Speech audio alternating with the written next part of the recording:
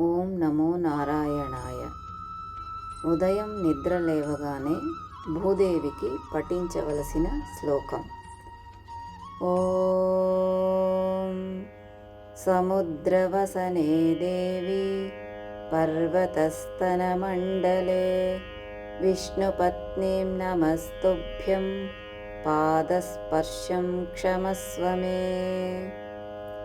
ఓం సముద్రవసనే దేవి పర్వతస్తనమండలే విష్ణుపత్నీం నమస్తుభ్యం పాదస్పర్శం క్షమస్వ మే. ఓం సముద్రవసనే దేవి పర్వతస్తనమండలే విష్ణుపత్నీం నమస్తుభ్యం పాదస్పర్శం క్షమస్వ మే.